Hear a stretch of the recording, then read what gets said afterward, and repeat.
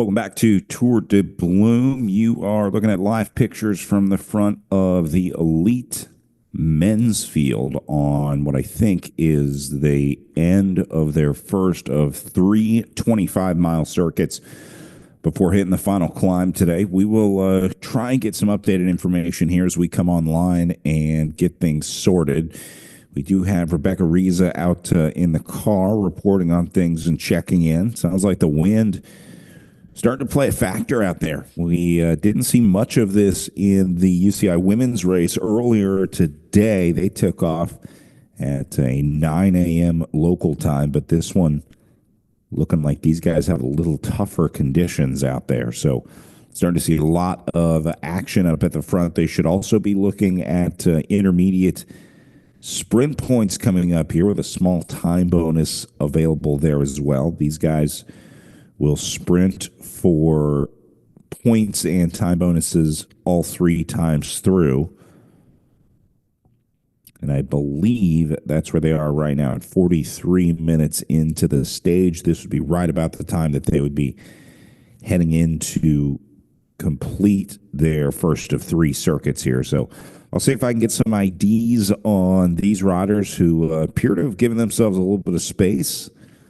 Not sure if we're going to be able to read numbers from up here, but we'll see if we can get a read on the situation here as it unfolds through the first intermediate sprint.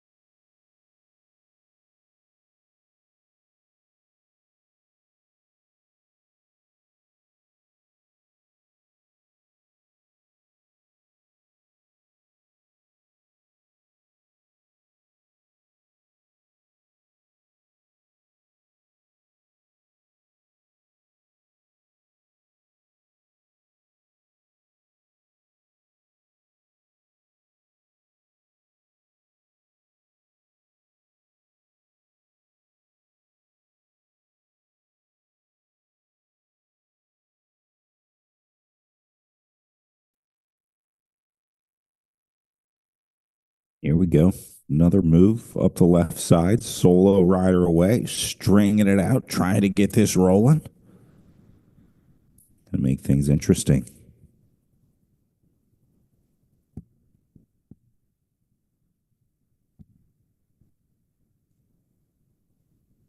If you want to take a look at the map, it is on the Tour de Bloom website, tourdebloom.com. You'll just go to race info and then look for the tech guides in there. There's a separate pro and amateur tech guide. You want the pro tech guide, and then that'll have this course on page 26 if you're following along at home. Easy to download PDF. You can check out all the info for the stage, including, again, the three time bonuses, three intermediate sprints here. And I got to think that that's what these riders are after.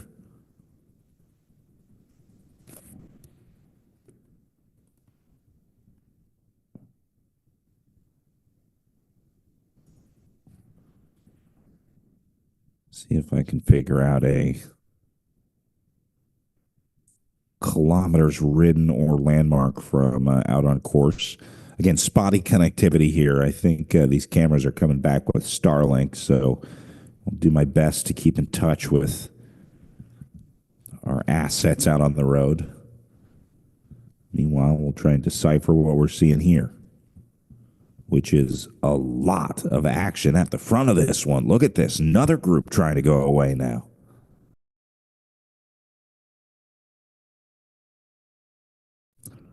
There you go. Peloton just spread across the road. That's the sign that they're going to give up chasing here, at least for a little bit. They're going to let these guys go. The elastic has just snapped for these two. Let's see how long they can roll it.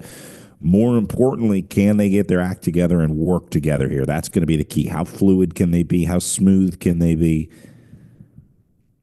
Does this second rider pull through? Will be the million-dollar question.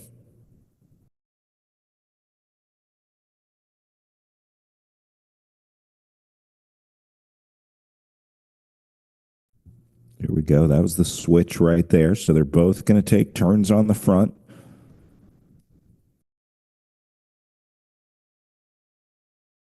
Gap's only a few seconds, still big enough for someone to come across, but they are cooking. That would be a pretty big effort to try to go 7 or 8 seconds up.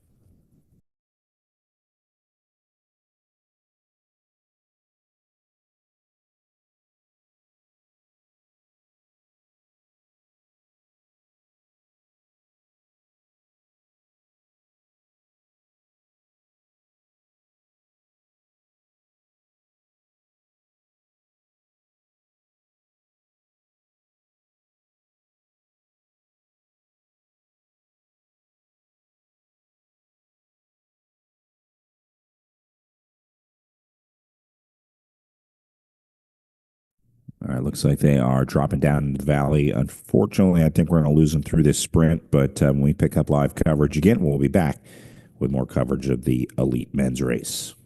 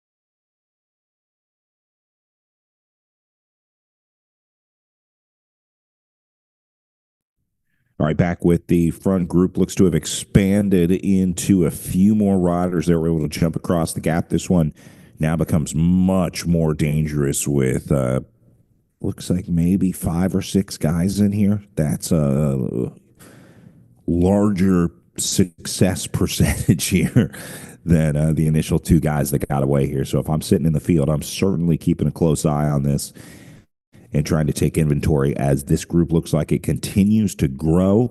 We are up to 5 or 6 guys back there, and gap not really huge. It's only maybe 5 or 10 seconds, but with that many riders, if they cooperate, could be something to watch.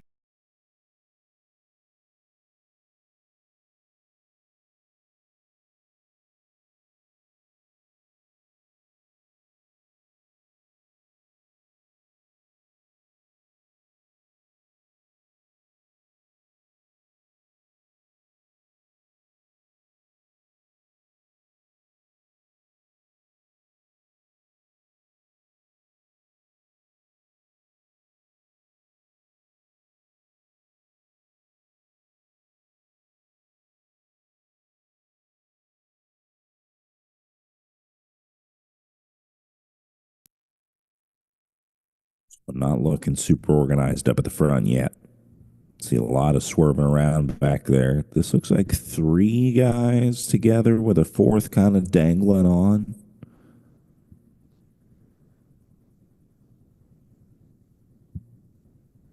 Kind of ducking and diving into this draft of the lead rider up here. There we go. Now new guys pulling through.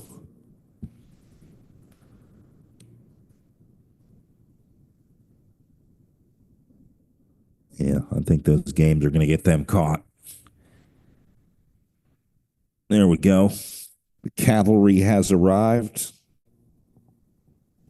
And we'll reset this group at the front.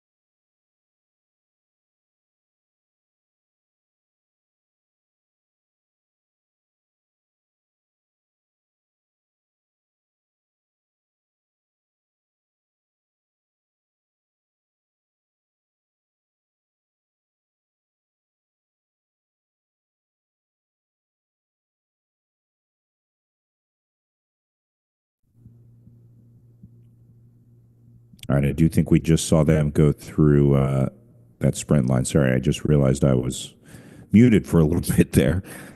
First intermediate sprint, I'm going to do my best to try and get results here. I'll see if I can get those official through. Could not see any jerseys. Still trying to pick them out on the front here, but I'll let you know those intermediate sprint results as they come through.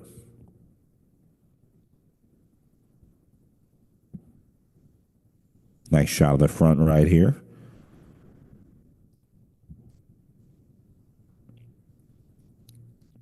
Saw some Project Echelon jerseys up there. Then we go back to the front with these guys trying to get, man, another breakaway trying to get started here.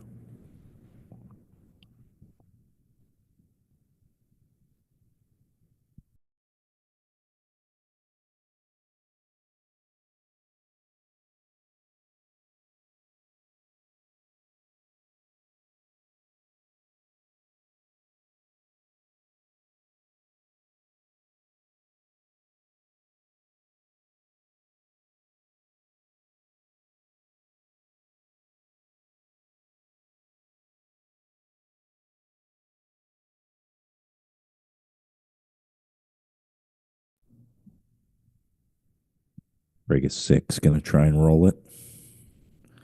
Another attempt here. See some white jerseys up there, maybe I Speed or BPM. But look at all that spreading out behind them.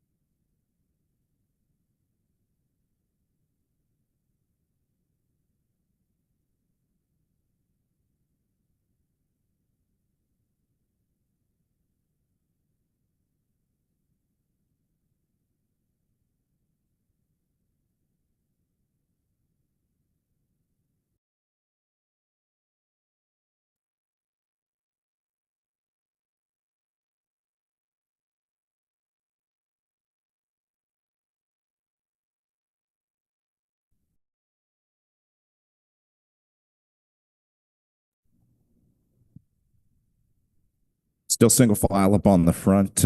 Just saw a flurry of attacks trying to get away, but nothing stuck. So things are, looks like calming down a little bit as they're just going to lift the overall tempo here, make it as tough as they can to get riders away. Should have some sprint results incoming as well. They're going to put Blake Macheras on the front of that one. Samuel Hogman picking up points for second.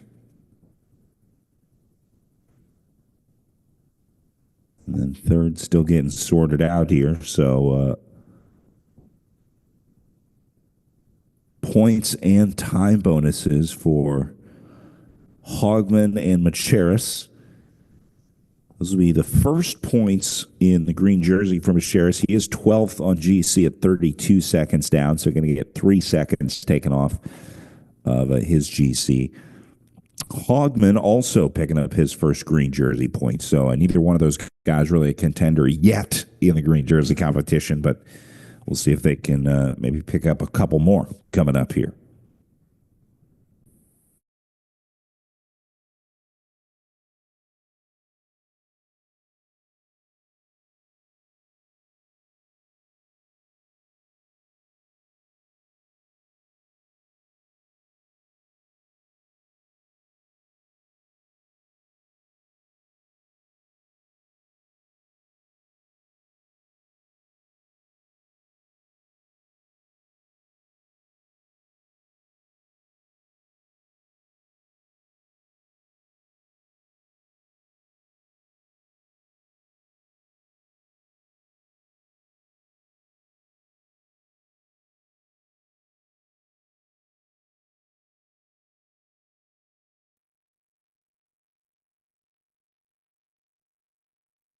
Another rider taking a look at it on this little descent here. We'll go back into the caravan as I think we're going to start to lose picture here as these guys drop down into the valley. I think we got a little dark zone going here as well. Again, they've just completed their first of 3 laps of the 25-mile circuit.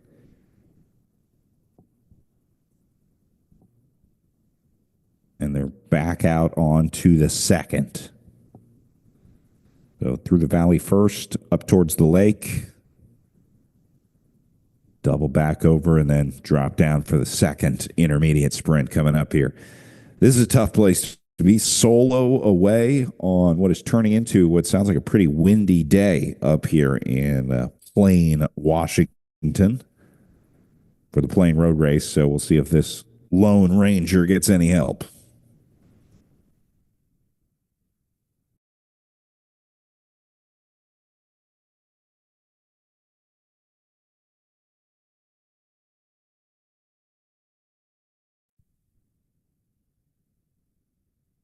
Meanwhile, some feeding at the back.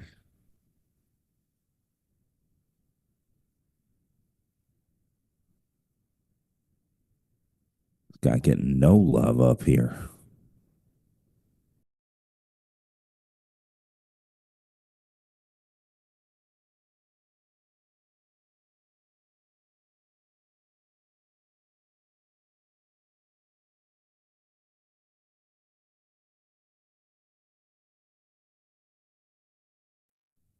Race Radio reporting that is Tim McBurney sending out the RSVP here. Unfortunately, he hasn't gotten any back yet. Did a nice job of getting away, left the perfect size door open, really, kind of got it to an inviting gap and then sat there for a little bit. We'll see if anyone's gone up to him next time we get a look at the front.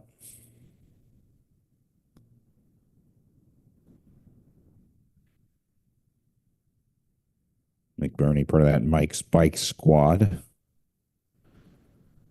Looks like he's got some company now. Yeah, I'll call this a group of 3. All right. We get some IDs on these other 2. Not a ton of time, but at least he got a couple takers. Now we'll see if they can pull away. That looks like gray and blue of Project Echelon.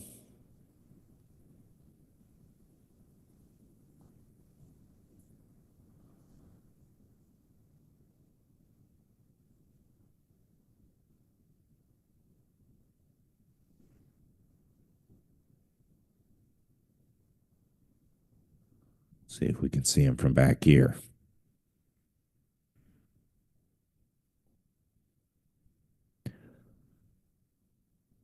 Pretty easy tempo at the back of this group. I'm seeing a lot of panicking back here.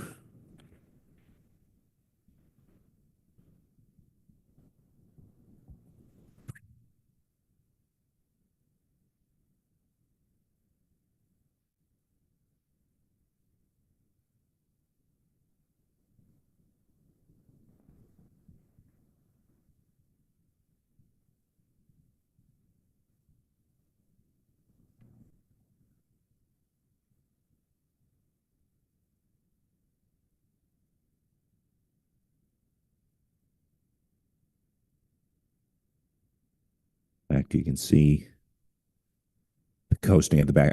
They're going to roll through the feed zone right here. That explains it.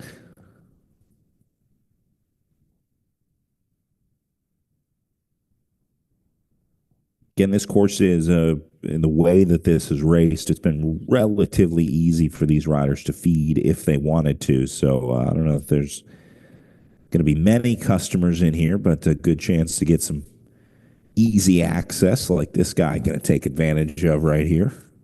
I think it's the Alto Velo rider. Giving a wave and snagging some bottles.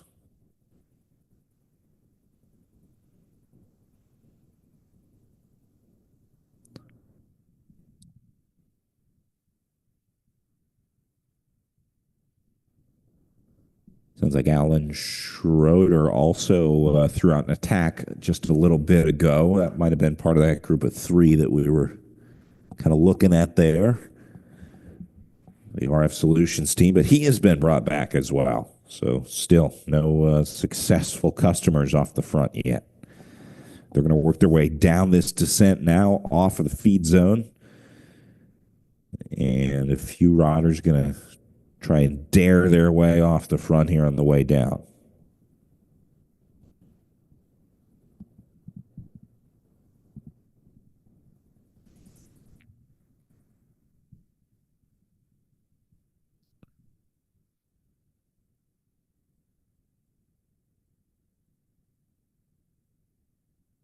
Peloton. Peloton is really responding to these moves very, very quickly. They are taking these gaps seriously. I think if you're a GC contender, you really got to think about how many riders are within 20, 30 seconds and how quickly that can slip through your fingers here. So it seems like the big teams that have this slight advantage, there's a sort of a select group that's within like single digits on GC. Those guys want to protect that advantage as much as they can. And I think that's resulting in a lot of these breakaway attempts getting shut down because there's about 20 riders, 25 riders that are at this kind of 30, 31, 32-second mark, but really only three or four guys within striking distance of the pink jersey, including Caleb Clausen from Project Echelon. I know they're going to be all over the front of this one at 4 seconds back going into the day today behind Mata. Alto Velo, we talked a little bit about earlier, has Nathan Martin at 10 seconds down on GC, and then former pink jersey wearer Matthew Wilson at 3 seconds back as well in third. Kayla Marshall hanging in there at 10th for the Expeditors squad. I think I saw some of their jerseys out near the front. They may be looking at trying to get a gap. And then as I'm looking at Marshall, I also see Project Echelon's Cade Bickmore, last night's winner, into 8th, but that's kind of where that 30-second mark starts. So Bickmore probably not going to be the guy for them when they got Caleb Clausen just a few seconds out of it.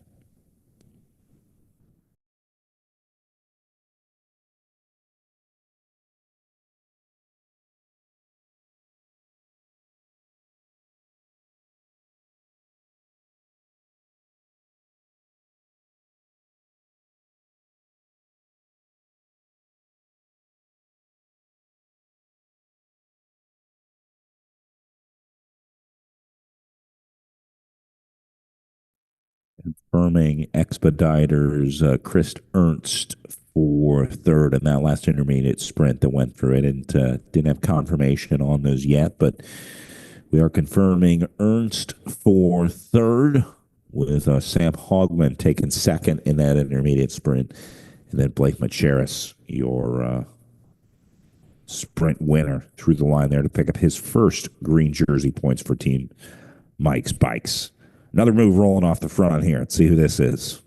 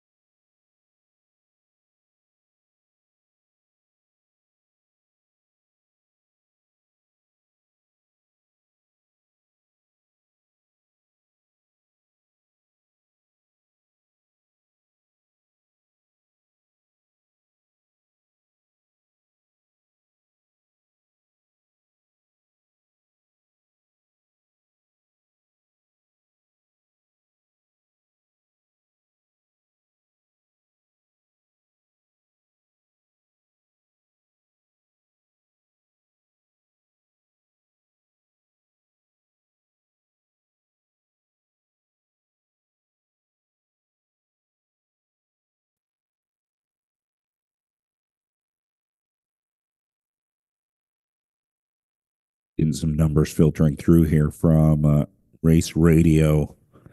Sounds like McBurney back into the group. Ethan Powell of the Tag Cycling Race Team being reported with a slight advantage right now over Race Radio. So we'll look for that white and neon yellow jersey of the Canadian-based Tag Squad when we get a look at him back up on the front.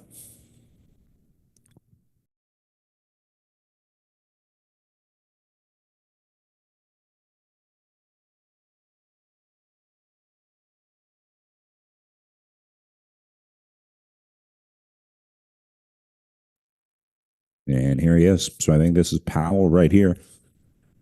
Not sure if this is McBurney coming back. He was reported as reabsorbed by Race Radio. So this might be a new rider that has gone across to a clearly motivated Ethan Powell here. Powell just looked over the shoulder to see the good news arriving on his back doorstep.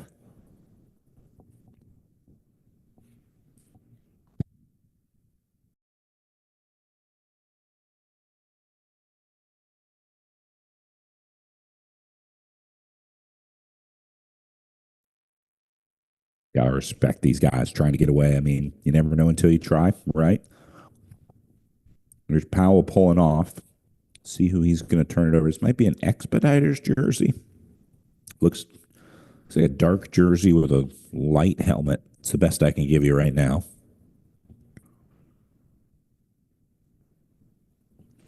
Hoping that Moto is going to relay those numbers and then those will trickle back down to me here.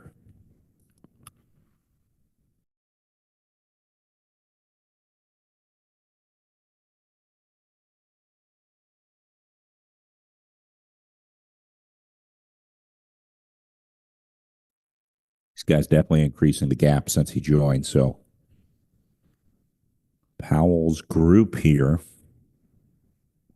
a mighty two, seeing if they can build this gap. I'll call that about 10 seconds. This might be up to 15. See if Race Radio gives any time checks, but based on how far ahead of the field they look from here, I think they are adding a little time here. Keep an eye on it.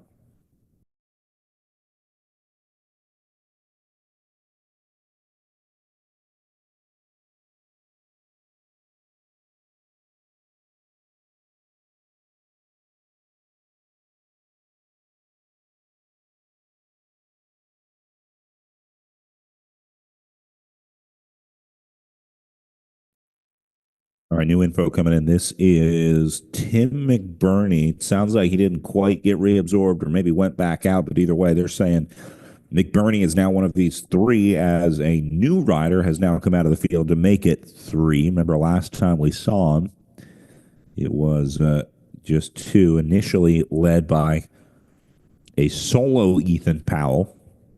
And I think McBurney is that dark jersey, the Mike's Bikes jersey. Just getting to the front right now with the white helmet.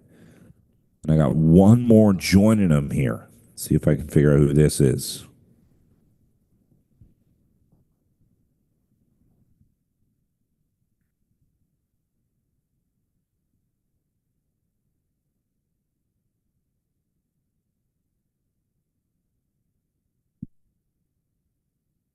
Whoever it is, these guys are getting away. It's a white jersey, so maybe like eye speed.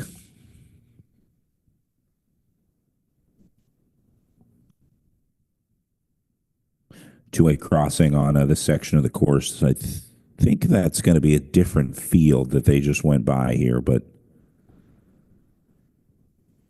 we'll see if Race Radio reports a gap. You can see these guys putting noticeable time into the field at this point. Yeah, that was the amateur race that they just went by there. Hopefully, the rest of the peloton makes a safe passing here. It is going to be eye speed. Race Radio reporting this is Brian McCulloch, the other one who has joined here. So McCulloch, McBurney, and Powell, your three in this break. You got a grid and you're playing along at home. You're looking at 334, 398, and 415 here.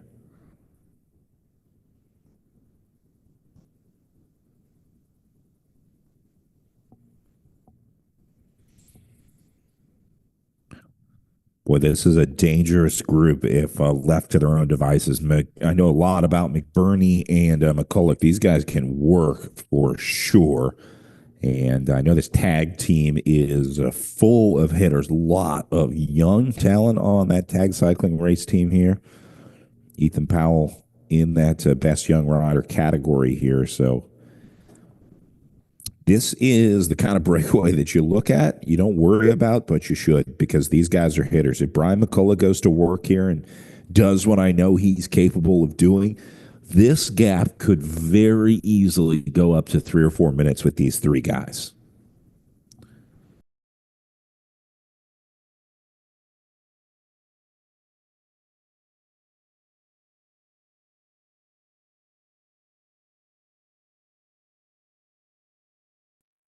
Pretty special week of racing here for Brian McCullough. He is the coach of the Watson brothers on that Bros Ride Bikes team that they normally race on.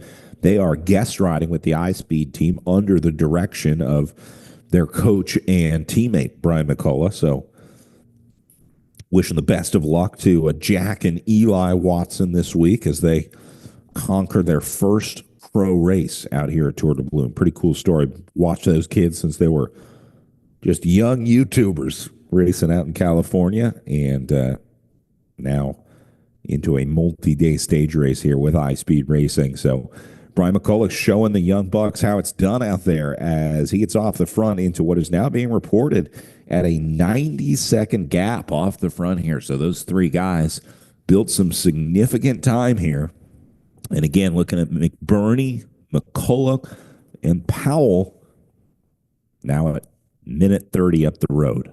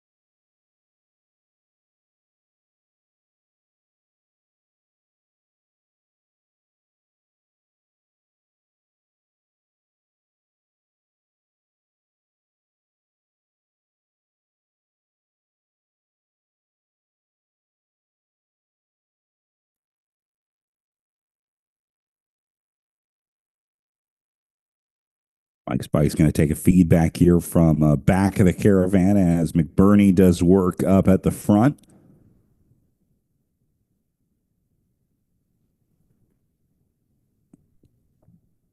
Meanwhile, waiting on an updated time gap, I think they're probably going to report this one down a little bit.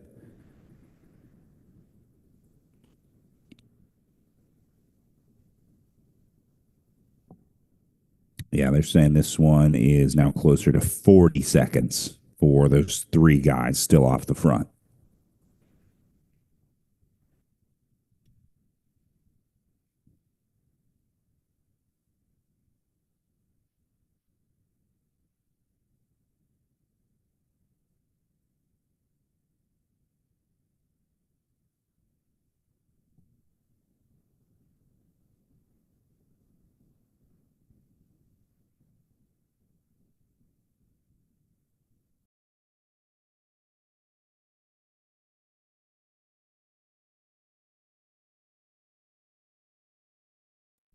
All right, here we go. Good look at our three riders up at the front. So that is going to be Powell up in the yellow jersey. Here is McBurney pulling through for the Mike's Bikes team in the kind of purple and black. And then you'll see Brian McCullough up in the white iSpeed Racing jersey with the pink highlights just at the back of these guys.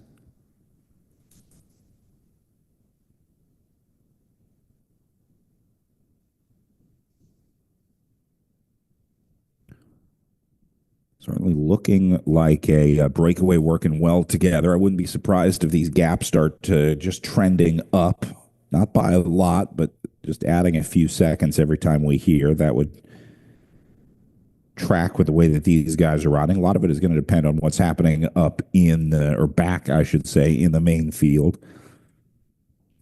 No huge GC threats. Powell at 10:30 back, McBurney at 32 back, and McCulloch at 5:24 back. So Tim McBurney is going to be the biggest problem for the GC guys in this breakaway.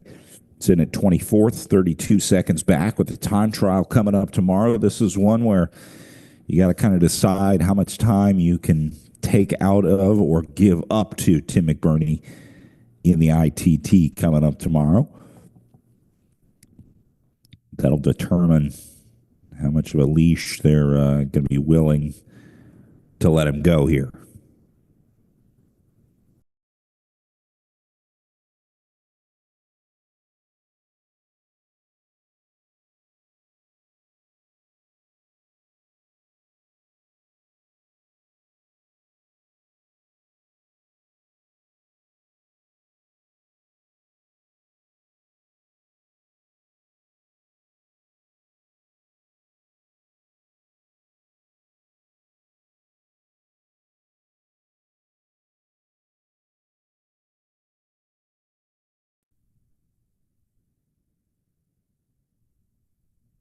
Yeah, you got guys going back to the cars to feed here. This is going to be pretty relaxed in this group. They'll let this group go out probably up to 35, 40, 50 seconds, somewhere around there.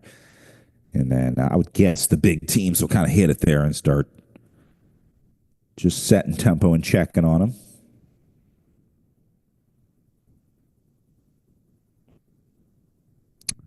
They are going to start sending cars up into the gap here. So they're going to let this one stabilize. That probably means that this has gone over a minute. So we'll see if we get another time check here. But these guys are cooking up at the front. Look at the effort that these guys are putting in. There's the elbow flick from McBurney. See how McCulloch pulls through here. See, and then even Ethan Powell knows, like, hey, I got to feed this one quickly. Let's get up here and get this done.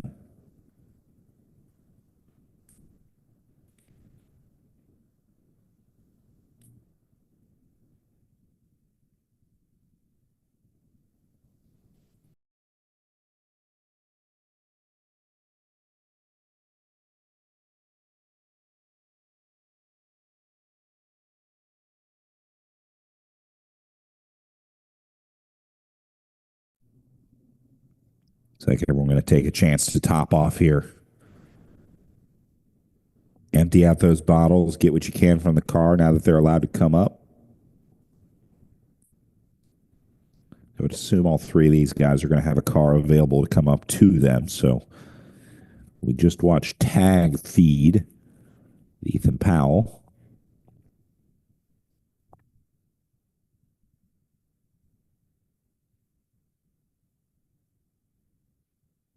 They're reporting this speed at 34 miles an hour going down this little section right here. Camera really doesn't do the speed justice on a lot of these courses.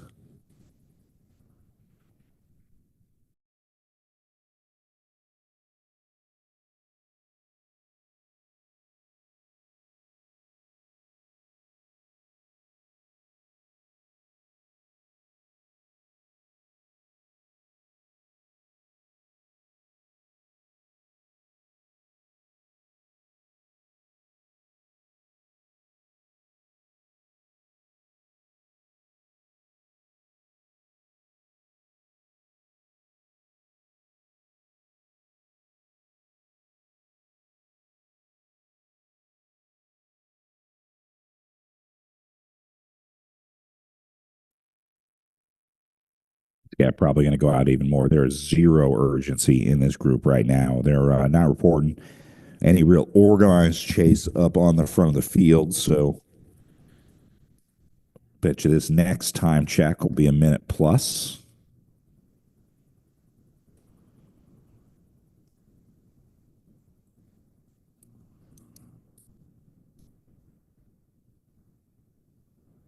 And it's going to come across just now. They're saying the gap is a minute 25 now. Wow. All right.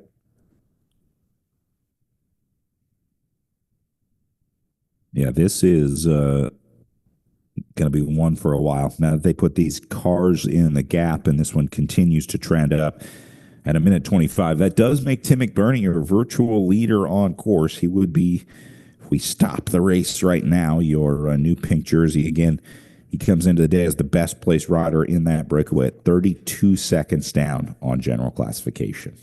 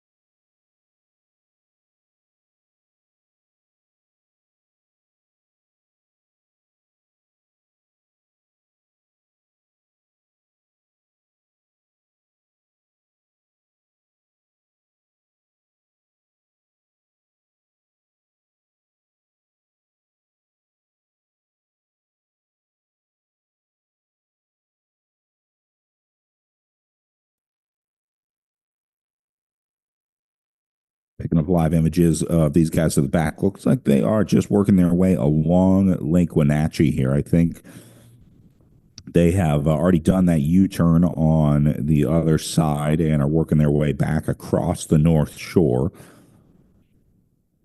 So they'll make a little right-hand bend and drop down into the last part of this circuit. It is a downhill run coming off of the glacier-fed lake up high. So it's a pretty quick run into the next intermediate point sprint coming up here.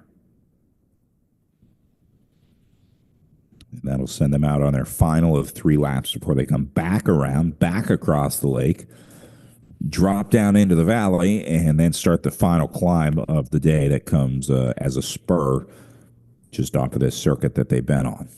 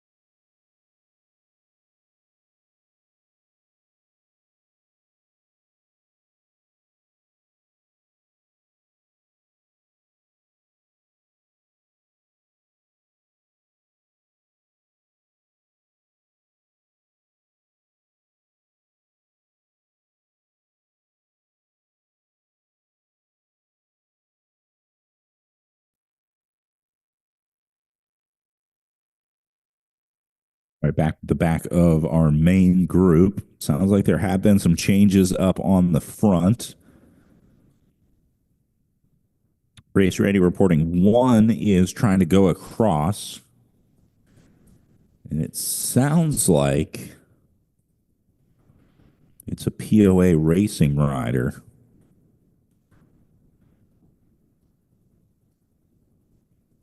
See if I can get an ID on who it is or if we can get up there and take a look.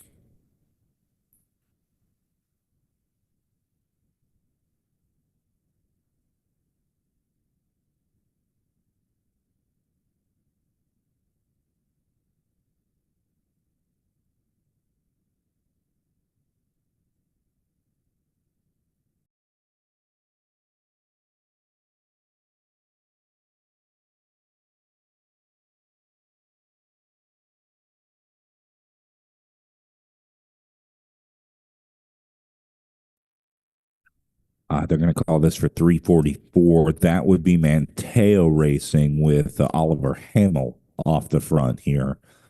So Hamill is going to be stuck in the gap with those three guys at the last check was a minute 30. Wouldn't be surprised if it's up to a minute 45 now, but now Oliver Hamill is going to try and go across that gap solo here. That's going to be a big effort. He waited a long time to decide to chase this one, but definitely an established break. Not one to be ashamed of joining here if he makes it in. So we'll keep our eye on Mateo Racing's Oliver Hamill trying to go across to the front group.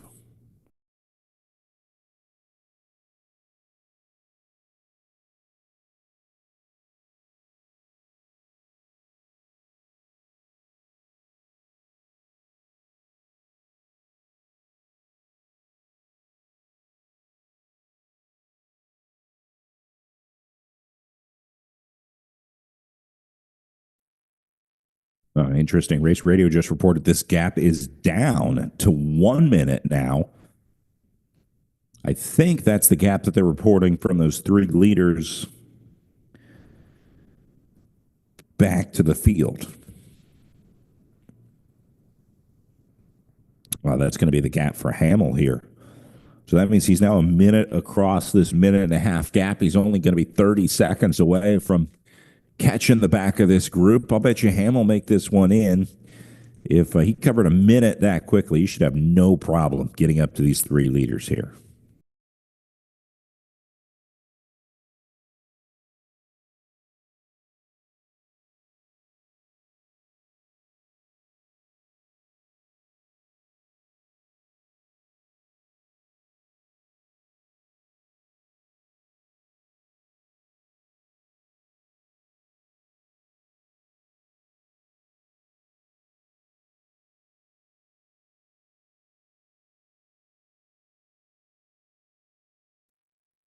Be curious to know if these three leaders know that at least one reinforcement is on the way up. I don't know if these guys even care about Oliver Hamill at this point. They're doing just fine on their own. They may be just kind of in their own world right now.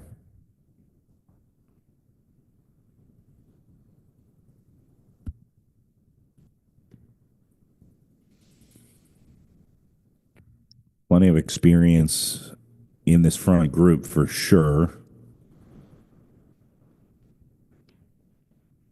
Tim McBurney been spending a lot of time at the front of bike races recently. Brian McCullough at 43 years old, a coach and rider were able to hang with it here.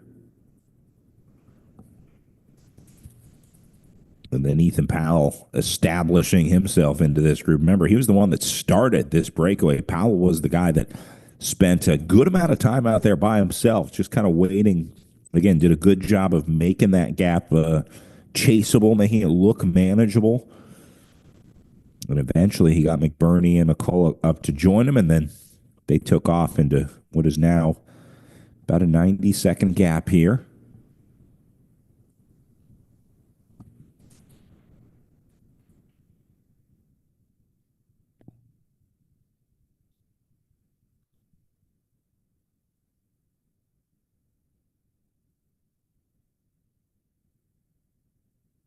This is a tough train to jump on here.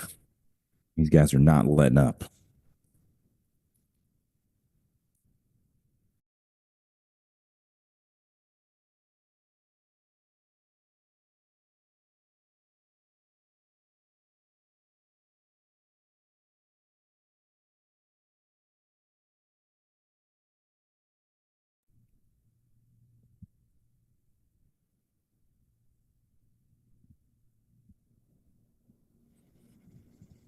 Interesting. Looks like they are going to change the direction that they're taking poles. Thought I saw McCullough give a little hand sign, and now they're pulling off to the left. They had been pulling off to the right hand side of the road in this rotation here. Just a slight change out on the road again. That's what makes these guys so good. That's what makes them pro. That's what gets you off the front. And of all the breakaways that have been tried here, that's why this one's stuck, because these guys know how to do that. McCauley and McBurney talking again, having another chat here.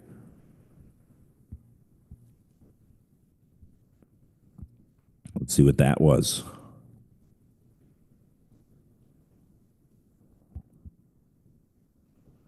I don't know how much there is to say here other than put your head down and work as hard as you can here.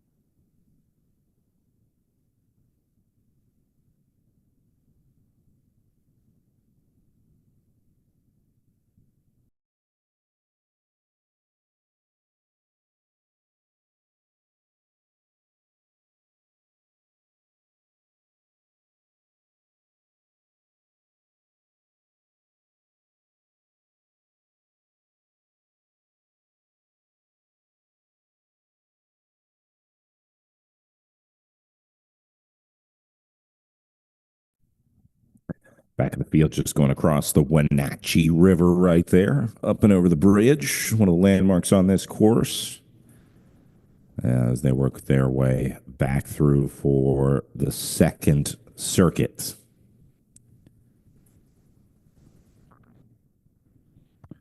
So lap times were right around 50, a little over 50 minutes on the circuit here. So once they make that last left-hander here on this one, you can expect about 50 more minutes of sort of this rolling riding. And then instead of making the left the final time, they deviate right to go up the final climb. And again, I really think that's where this race is going to be decided today, unless this breakaway is able to pull off something miraculous. But even then, they're going to need a bunch of time in order to hold off this field on the final climb on the way up here.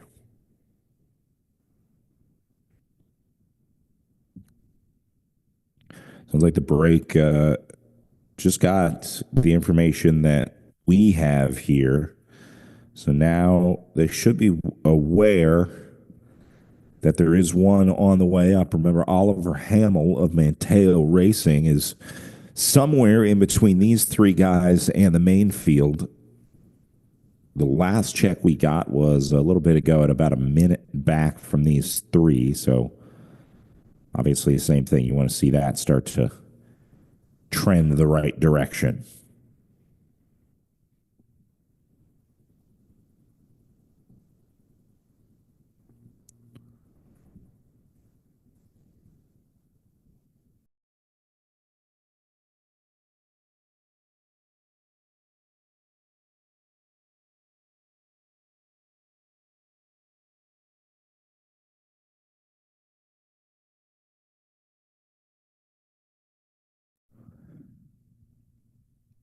Just watching the really smooth riding of Brian McCullough at the back here, doing a excellent job of modulating that power, staying on the wheel, keeping those pedals turning. Just watch him take a drink so smoothly, upper body barely moving. Look at his shoulders, just rocking a little bit.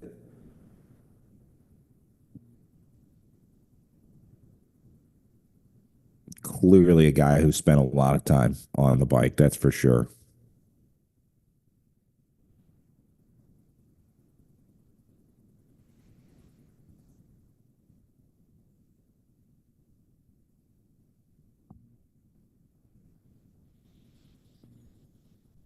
Bernie providing a great draft to these guys. Big dude up here in the breakaway, but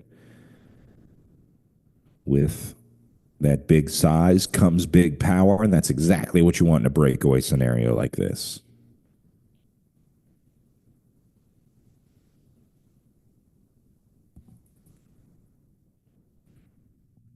Nice to see DNA represented in this group up on the short of McCullough there. We saw the DNA women's team dominate the American circuit for the last 10 or so years. But wrapping up that program, I know DNA is still very active in the racing community, including their sponsorship of the iSpeed team here. So good to see the DNA flag still flown in the American peloton here.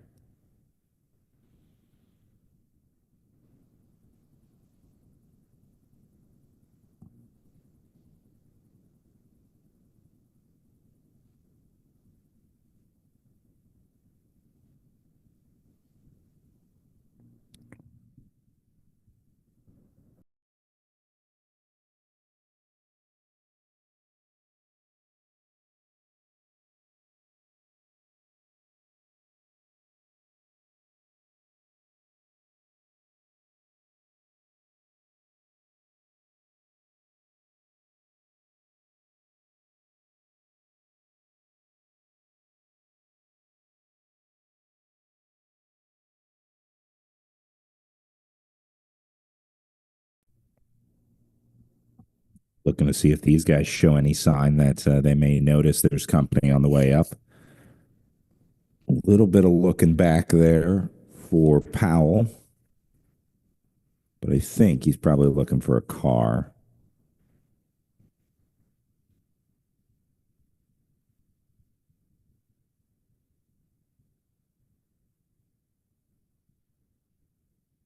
Well, at some point, we are either going to hear about a chaser getting reabsorbed, or we're going to see that black and blue Manteo jersey of Oliver Hamel come into the picture here and join this breakaway. He's been out there for a while. It was a long time for a solo guy to try to go across.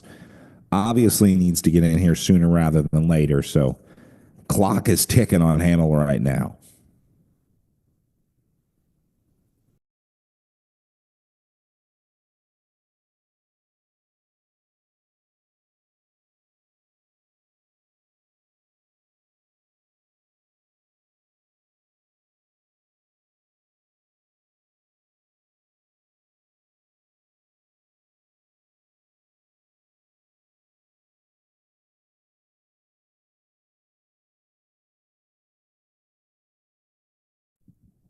Well, and there you go. Race Radio just reporting the chase has been absorbed. So that's going to be it for Hamel. Just wasn't able to overcome this gap. That was a big ask, too, for one guy. So Oliver Hamel back into the group. We are back to status quo with the three away. No more chasers in the gap. And this is your front group holding on to somewhere between a minute, minute and a half. Next time we get a time check over, oh, there you go, minute 5 just came over. All right. Well, I think they're going to need a little more time than this into the final climb. So we'll see if they can start to dig their way out of a few more seconds here. Tag Cycling going to come up and offer a little bit of advice and food here. I think that'll be Gord Fraser driving the car. He's been traveling with them this season.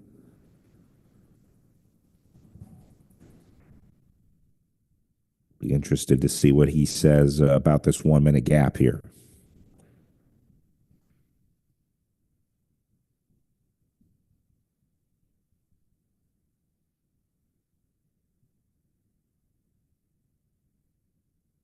Well, you're saying the break just hit 5K. That must, well, I think that was the 5K marker that just went by there. That must be 5K to the summit, I guess, which means they're about 3K from finishing the circuit here and heading out for their last one today.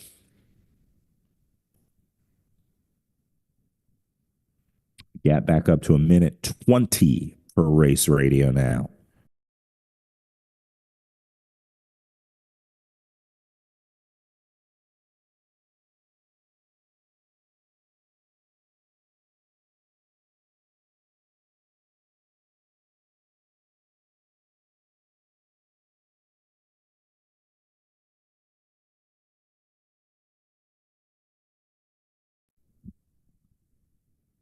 These guys should be coming up on that next intermediate sprint as well. It looks like these three are probably going to sweep those points and time bonuses.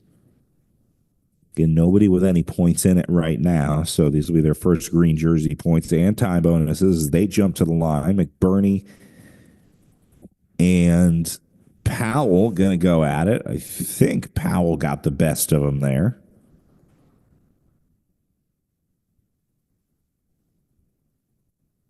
And now these guys should come back together. McCullough happy to sit on this one.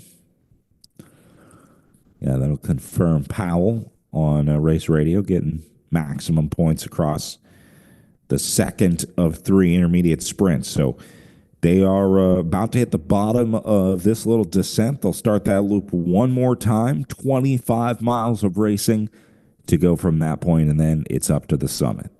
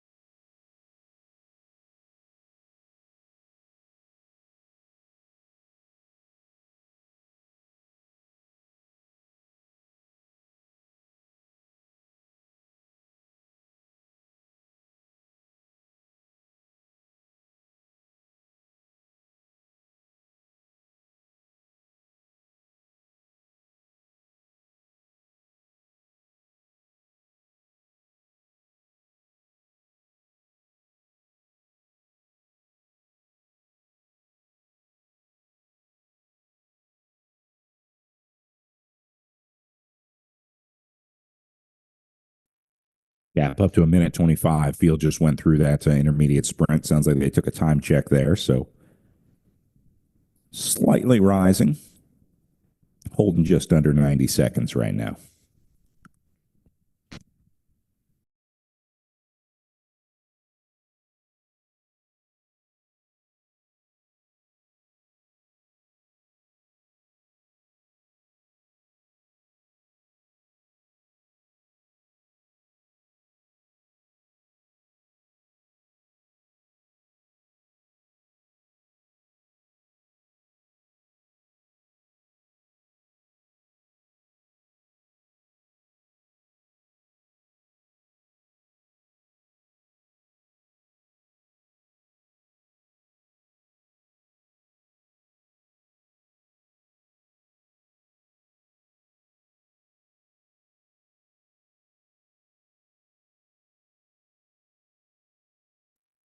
This is obviously a good preview of that run into the finish as well, give you an idea of what the setup to the final climb is kind of going to look like here. I think that is probably the time board telling them the situation on the road, that their bridge attempt had retired his effort, and that these three are left.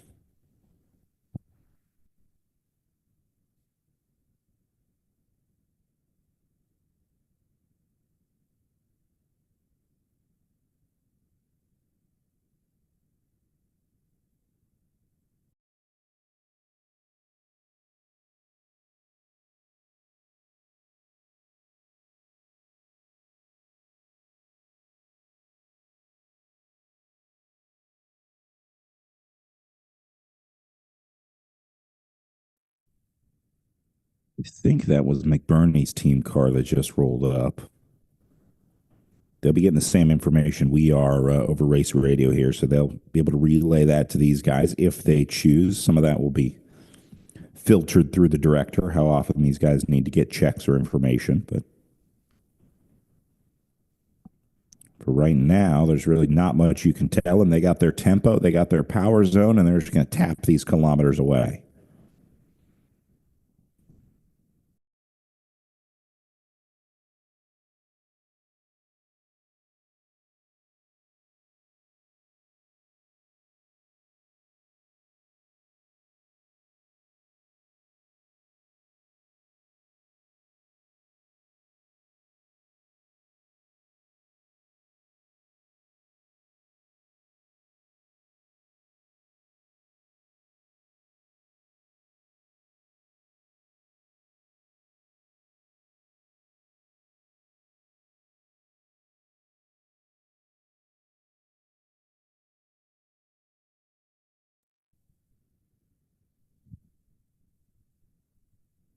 Coming up on 2 hours of racing here.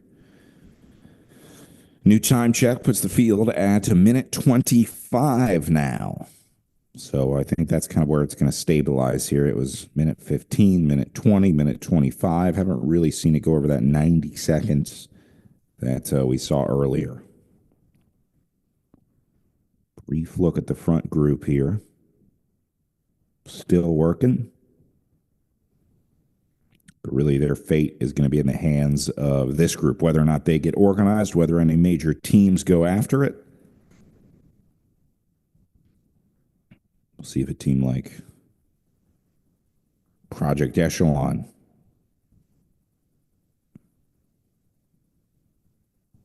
tries to get up there and get organized to reel this one back in. I can see Expeditors doing the same thing in support of some of their guys. Kayla Marshall comes into the day fourth on GC at 10 seconds back, which means that Tim McBurney up here is threatening his chance at the overall lead, as they're putting McBurney right where he needs to be in the virtual pink jersey at 32 seconds down, and they're hovering around a minute 15, minute 30, somewhere in there. So again, new virtual leader on the road right now for McBurney, but still a lot of racing to go as they set out for their final 25-mile circuit coming up here.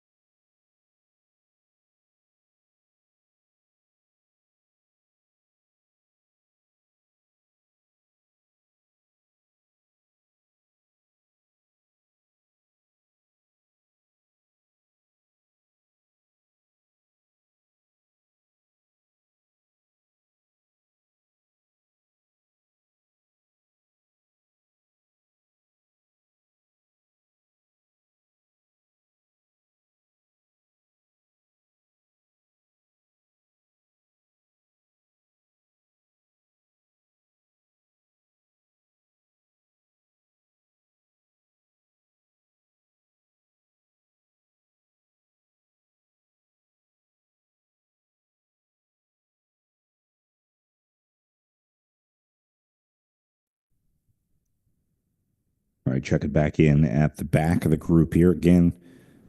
Unless you've got a dog in the fight here today, a lot of this will be for a lot of riders maybe trying to save for the ITT or just trying to save up for the final day here. So this presents a nice opportunity to kind of relax as this situation stabilizes into the last 25 miles.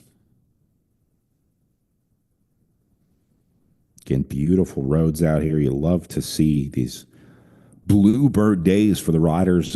Haven't heard any more reports of wind. There was some talk earlier that winds were starting to pick up pretty heavily from what we saw in the elite women's race. Sounds like that has died down a little bit. These guys in some protected zones as well, but there are, as you just saw, some pretty exposed sections of this course if the winds are bad on a particular day.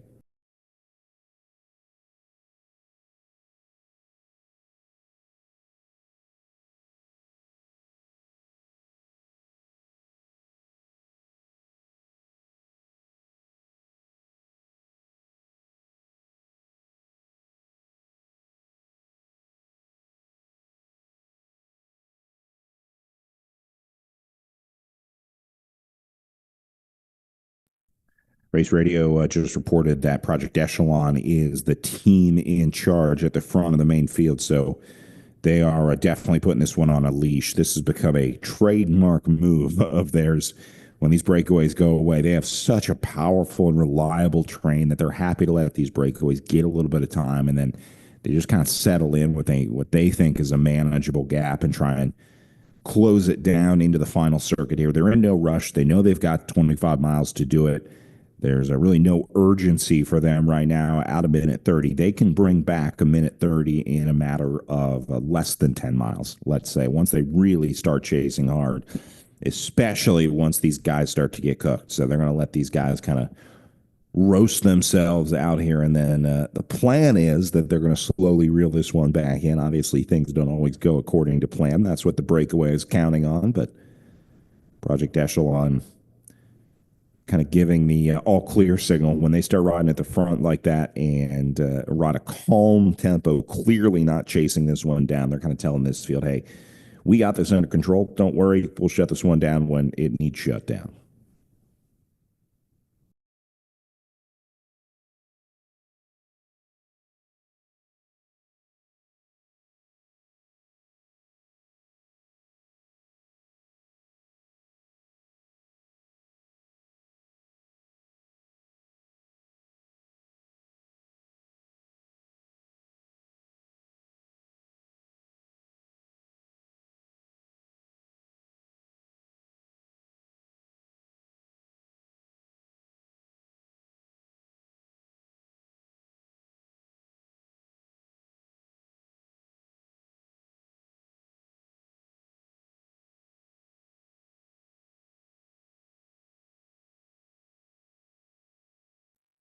Field starting to string out a little bit on the descent here, winding their way down. Again, no major elevation to speak of on today's route, aside from that final climb on the way down. The individual time trial tomorrow, pretty flat, goes through a cut valley on the Palisades time trial, so not a ton of elevation to worry about there either. The final day, however, features two Category 1 KOM climbs and then a beyond category climb up to the finish in the final segment. So that is by far going to be the biggest, or maybe the most punchy climbing day that they see all week here for the Ed Farrar Memorial Road Race. Again, wrapping things up here on Tuesday after 5 days of racing, starting on Friday into the Criterium last night, and then our plain road race today before stage 4 tomorrow for the individual time trial. So those are going to be two big GC opportunities in the ITT.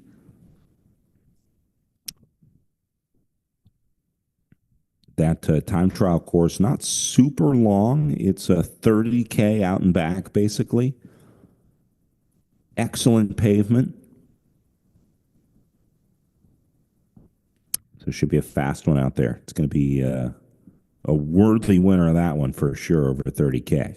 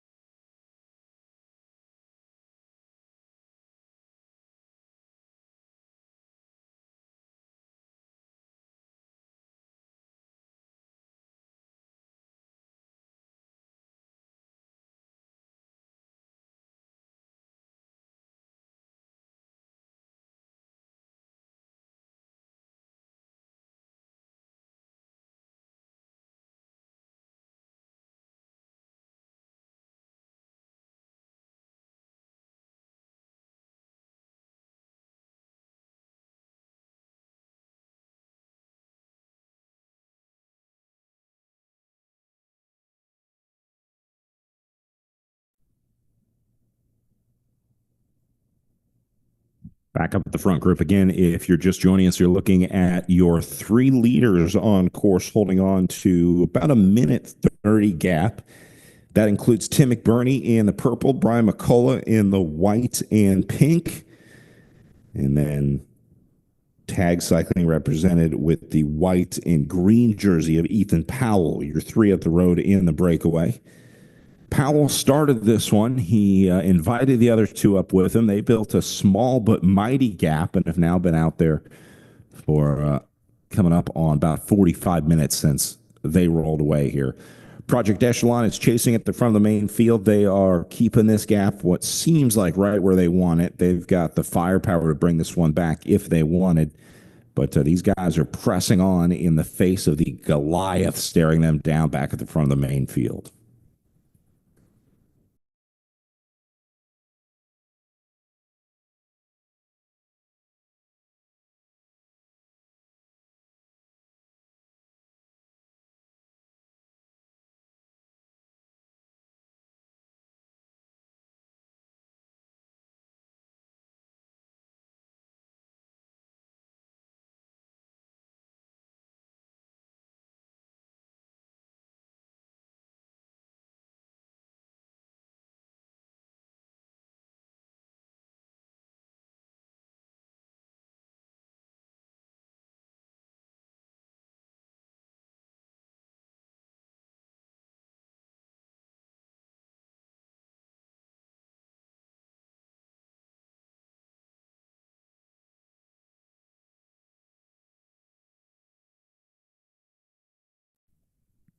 little gel for Tim McBurney here. About 65 degrees out there right now, so perfect conditions for these guys. Couldn't ask for better weather so far. I know there was some rain last year at Tour de Bloom that really changed the way that this one raced, but they've had really perfect conditions. Again, see the gorgeous landscape of the stage today. Nice to see that sun shining through the tall trees along Lake Wenatchee here.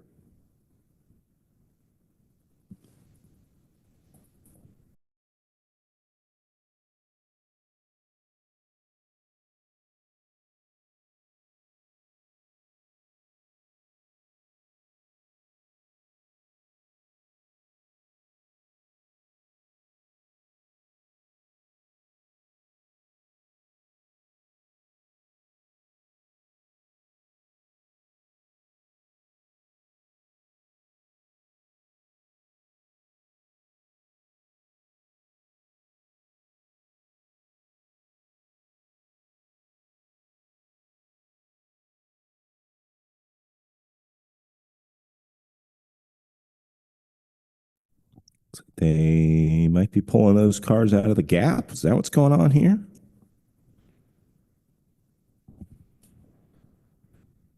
Saw a couple cars go for it. I think one of them was the neutral support car. Let's see what this moto is going to tell them.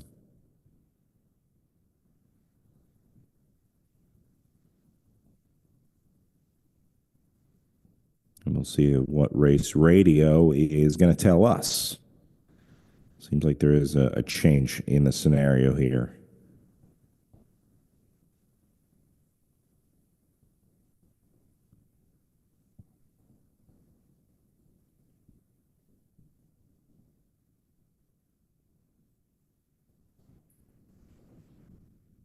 Yeah, they're reporting this down to 35 over race radio now. So that's going to be it for these guys. If it goes from a minute 30 to 35 like that, that generally means that the freight train is coming. So those were definitely the team cars getting pulled out of the gap. And this breakaway is now on its way back to its home in the main field.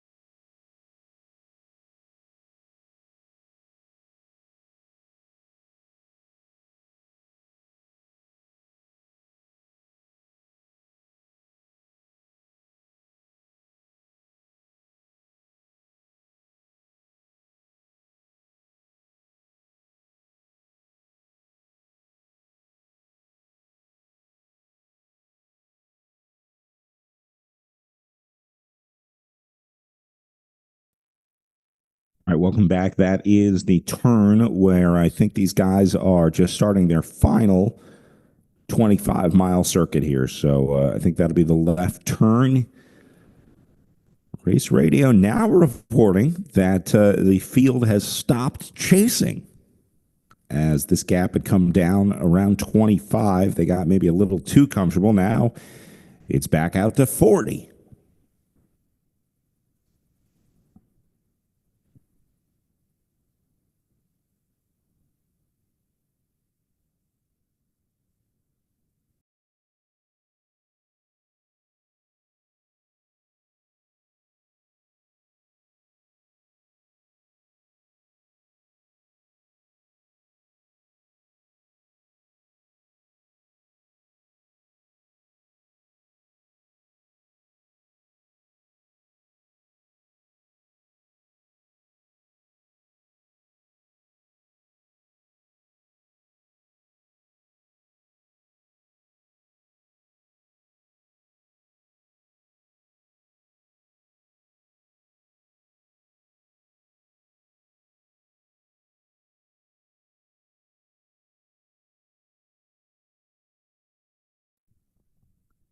There's a good look at your front group rolling by there. Been a roller coaster of a day for these three.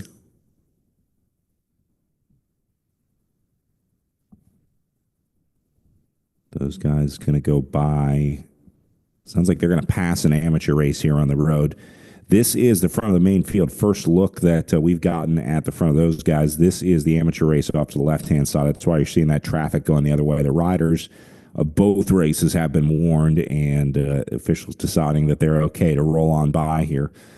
See the chasers up at the front of this group: Canals, Project Echelon, and, well, that's about it for the first 6 spots, let's call it. Remember, Canals only has 2 guys in this race. That's Cormac McGough, the big guy you see up on the front there, doing some big work early on, but they have not been shy, despite being a pretty tiny group, surviving into the day today. Even in the criterium last night, McGough pretty active, giving it a go, making it fun. Always interesting to watch the Irish rider mix it up at these races.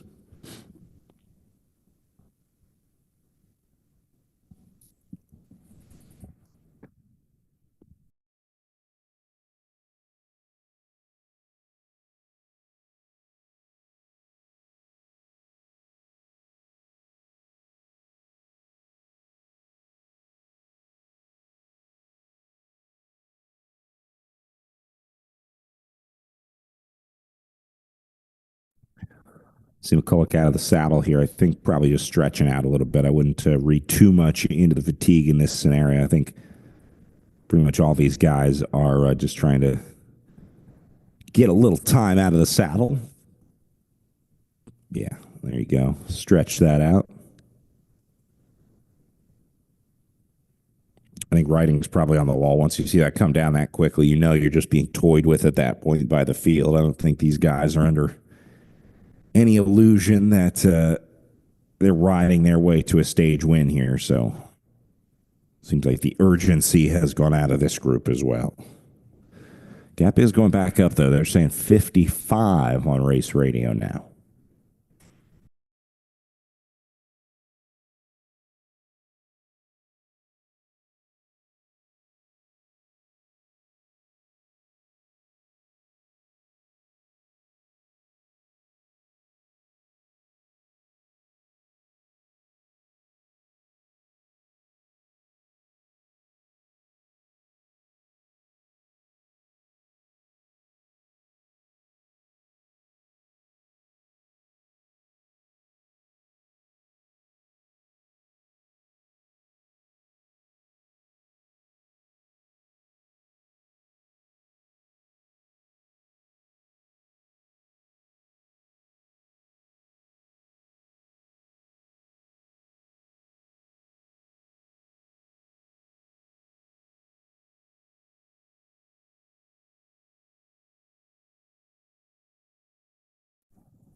Guess you want to look a little further ahead on the chessboard here. Question would be, is there another attack that goes, right? If these guys are brought back, do you try and go at 15 or 20 miles or 25 miles left to race and to go here? That is, I think, what Project Echelon is trying to avoid by feathering this gap back out the other way here. Here's an intrepid soul taking a look off the front. Now, this is what I was talking about. If this gap starts looking a little too juicy, you're going to start to see more and more riders try and take advantage of it.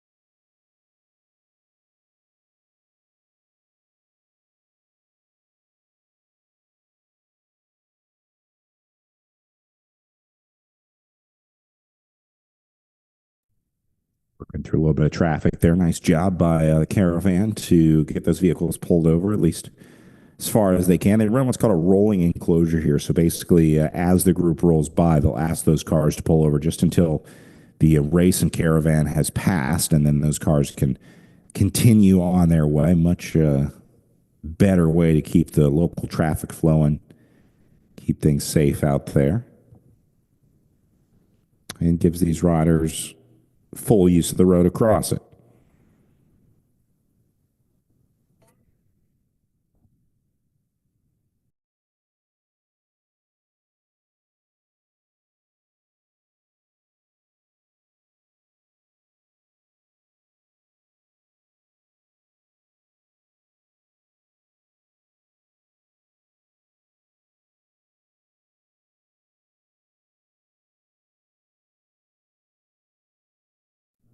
These guys are going to have to start feeling this fatigue here pretty soon. This has been a massive effort.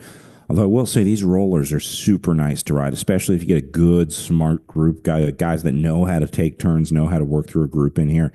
It's probably a pleasure to ride these roads here. So well, they've certainly been enjoying it. They are definitely dipping into the account with these efforts here.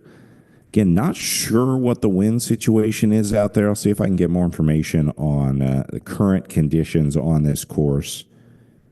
They were hovering between like 8 and 12 miles an hour earlier in the day. And there's only a few exposed sections across really the valleys of this course. A lot of it takes place in protected, covered areas with trees on either side, so they don't really need to worry about too much wind there.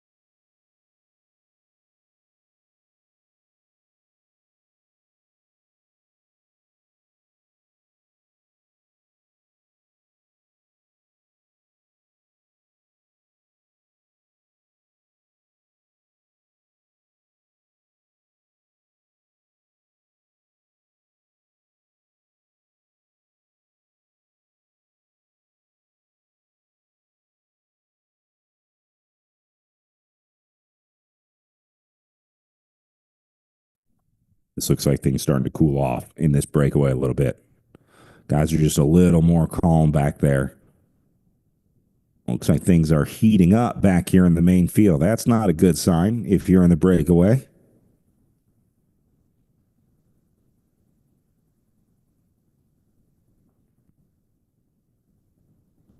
Wouldn't be surprised to see this gap coming back down.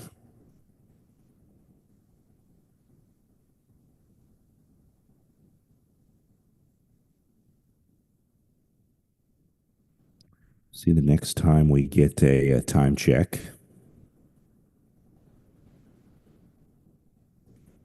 I think that is a POA racing jersey back up on the front to do some work here.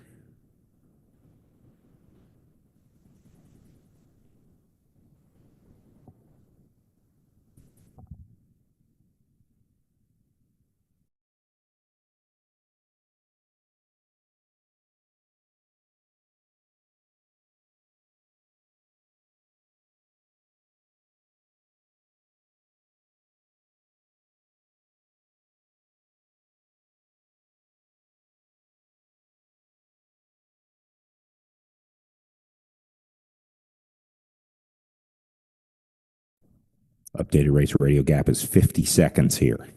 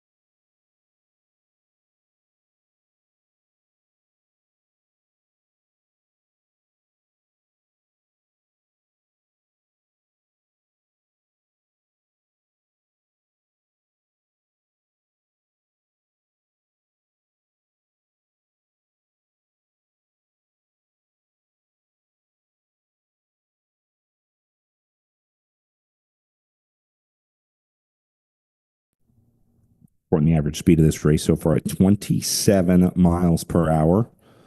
A little slower than anticipated on the speed table. I think that's partially just because they've settled into this rhythm with these guys off the front, but I have a feeling things are going to pick up when they really start hitting it for this final time. These three guys probably going to stay away to pick up those intermediate points again for the second time through, I'm going to guess. See if those results roll in anytime soon here. And I wonder if that'll be enough after they go through that to shut it down and decide that they've spent enough time doing sightseeing off the front here and time for the yo-yo to reel back up. Whoa.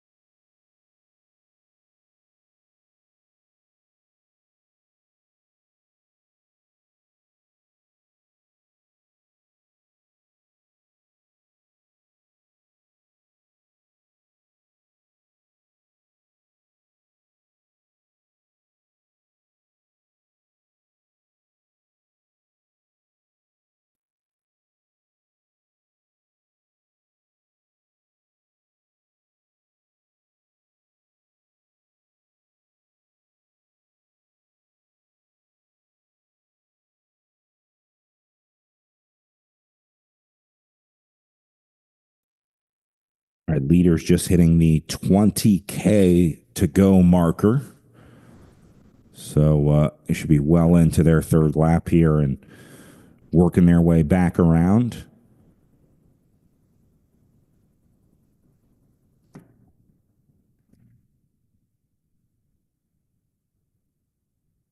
Not sure what's going to happen with this gap. It'll be interesting to see if any team steps up and tries to shut it down. There's the 20K marker they just went by there. Or if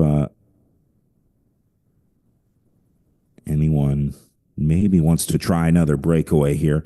Again, it really is going to come down to the pure climbers on that final climb. We watched even Marleis Mejias had trouble hanging on. It came down to Aaliyah Shafi and Lauren Stevens on the final climb. And then even then, Stevens was able to drop Shafi. So there is going to be a significant talent gap at the top of this one for a lot of the riders,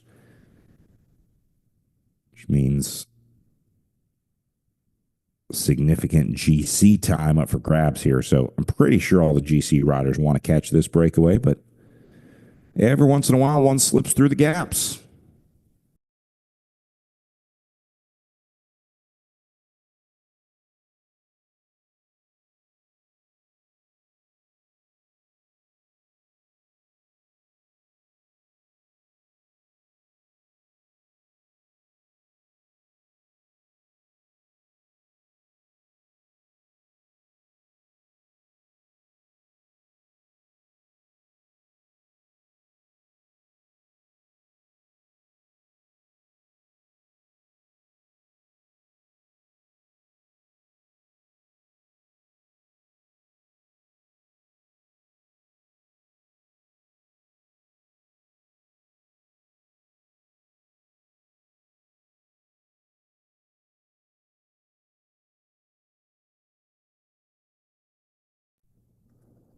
Guys tapping out tempo at the back to get back up in.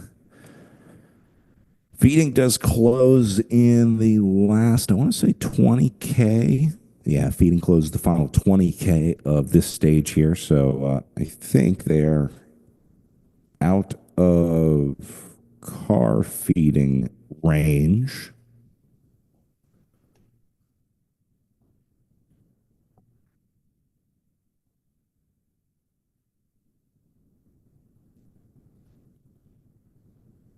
Which means you just got to run what you brung here.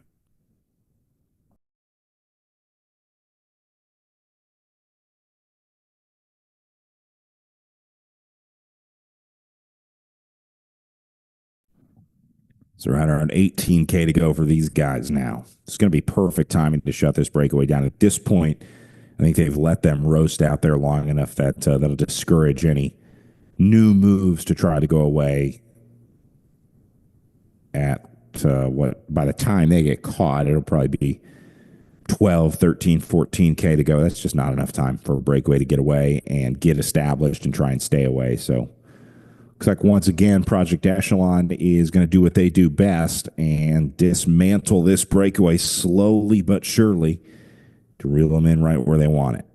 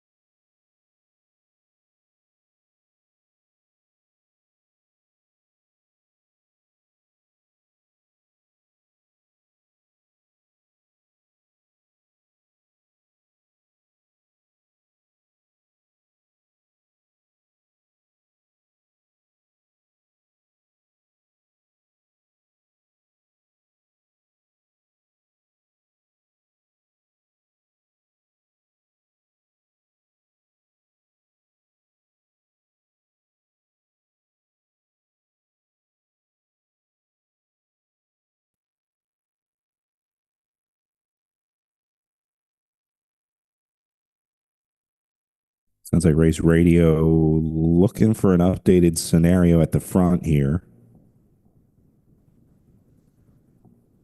They said all together. I'm not sure if that means that this breakaway has come back or if the stragglers that were kind of rolling off the front have been reeled back in here.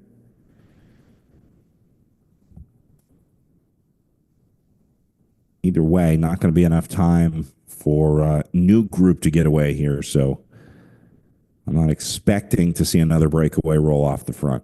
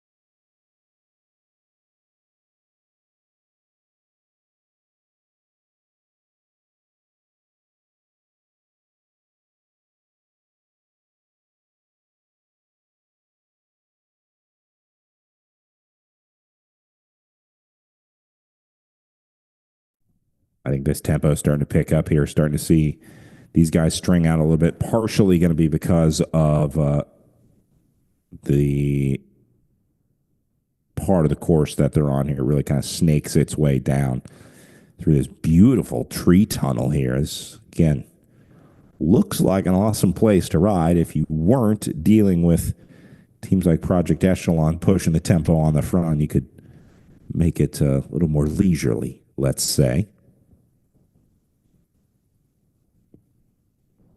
These guys will have to come back and enjoy the roads outside of Plain, Washington here for the Plain Road Race. They do have this Ride with GPS posted on the website. If you're ever in the area and want to give it a go, tourdebloom.com will have a link to the Ride with GPS page. You can download that to your device of choice if you want to come out and explore the roads.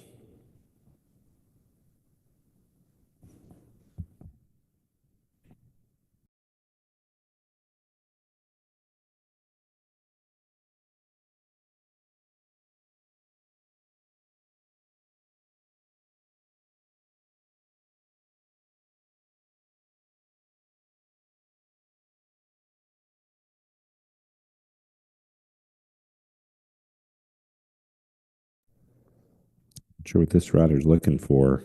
They did report feeding has closed on race radio, so he's not going to get any help from that team car, unfortunately. Or maybe we'll get a very expensive bottle from the team car. Guess sometimes when you need it, those things can be priceless.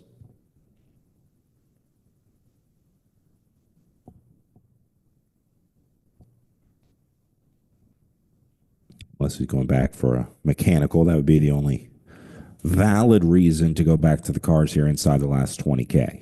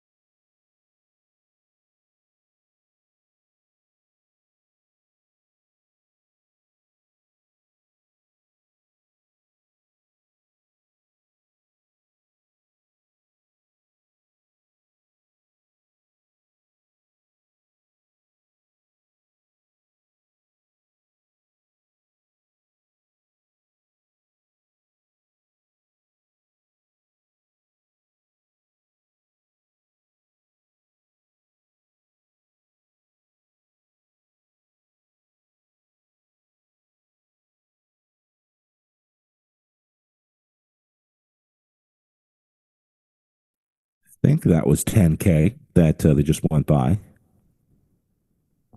Things starting to get a little spicier back here. See guys starting to swing out a little more abruptly, starting to move up here, sprinting up the sides. They're starting to feel the urgency of the closing kilometers here of the elite men's race as they make their way up to that final climb. Again, really going to be just about dropping your lead guy off. That's all you can do. Get him into good position, get him up that climb as far as you can, maybe try and give him a little bit of a lead out across the bottom slopes, but eventually the climbers are going to have to climb on this one. So if you've got a dog in the fight, get them up there, let them do what they do best. If not, sit back and get ready for the time trial tomorrow.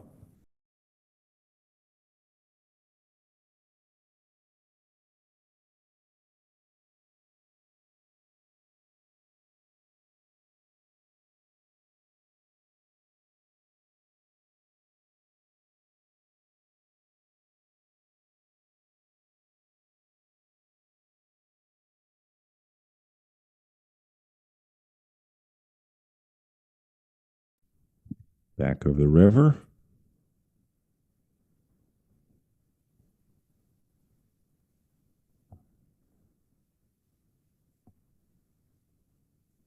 Again, these guys in this group are going to be fine. There's no worry of a time cut or anything like that. The climb's just not long enough today that there would be any threat of a getting time cut here. So, as we saw in that elite women's race, there'll be a lot of riders that are happy to just kind of cruise their way right over.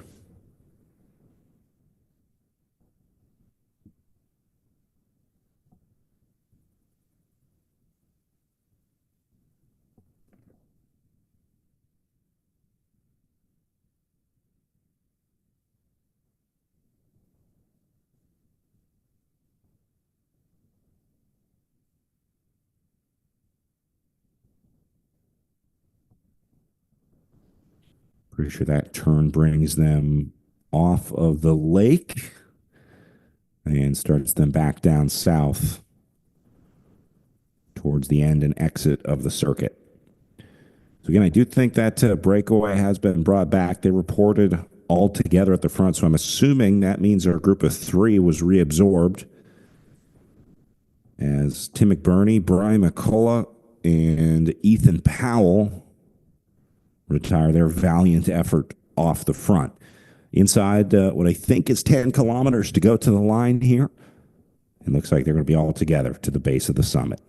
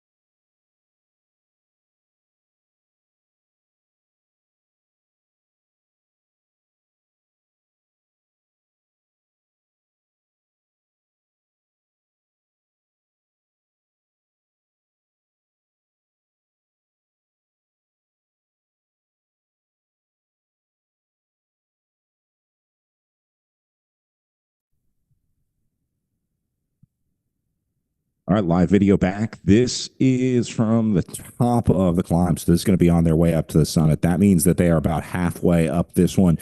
Group is all together, and we're about to get our first look at the winners of this stage on the way up right now. They did go through the first intermediate sprint. We just got word in that Cade Bickmore picked up maximum points there.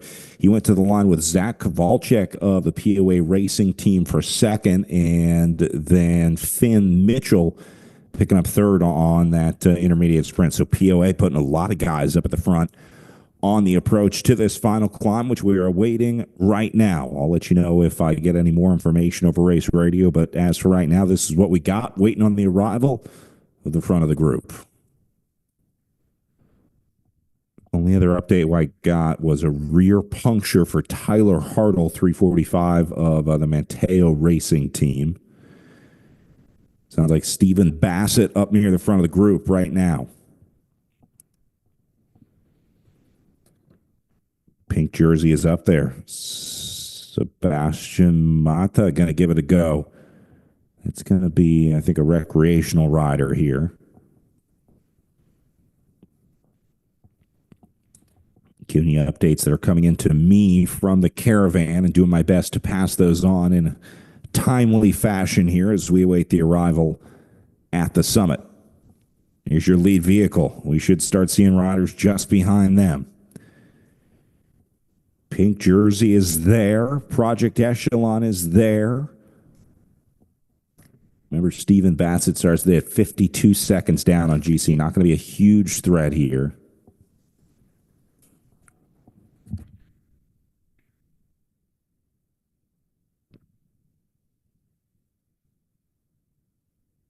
But he could definitely be a contender for a stage win. Their best place guy is Caleb Clausen. I have to think that Clausen is probably tucked into the group that Bassett is pulling here, but we'll see when they get to the summit.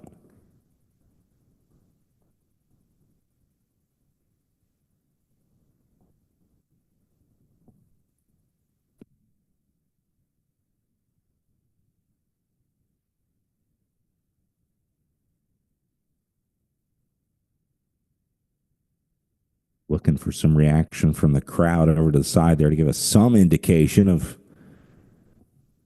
when these riders might arrive.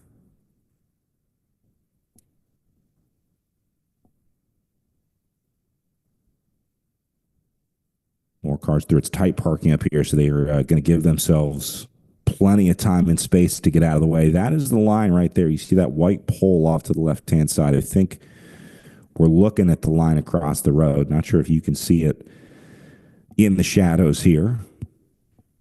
Still no more updates from the caravan. They're starting to crowd on the line here. I think riders are on their way up. Here we go. Going to be a solo leader with a gap and hands in the air for POA Racing.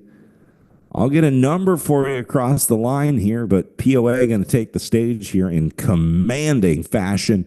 They're going to report that one as Matthew Wilson getting it done. He's going to open himself a nice GC gap, and I think, depending on where the pink jersey finished up, that might be enough to shake up the GC. Wilson, your stage winner, their start of the day at 3 seconds down on GC. This, I think, is largely going to depend on whether the officials determined that there was a gap there behind Wilson to the riders behind him. But again, at the second place overall, Matthew Wilson wins the stage for POA Racing. And now we got a really interesting GC scenario on our hands headed into the individual time trial tomorrow. See if I can get top three results for you. Go a little further down. They're going to report Ricky Arnapol in for second for Project Echelon Racing, and then Pink Jersey in for third. Again, it's all going to come down to that time.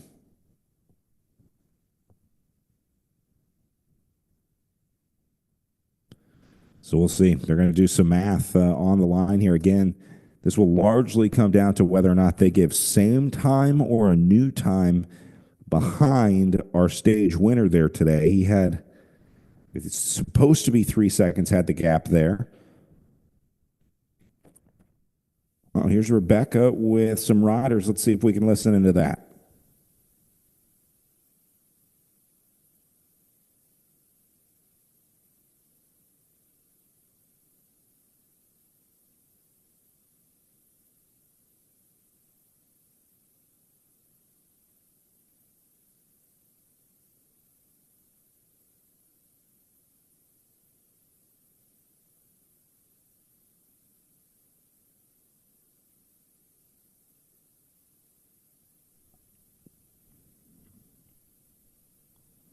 Not sure if we're going to get those interviews, but unofficially on the day, Matthew Wilson takes the stage win. Ricky Arnapol going to go second.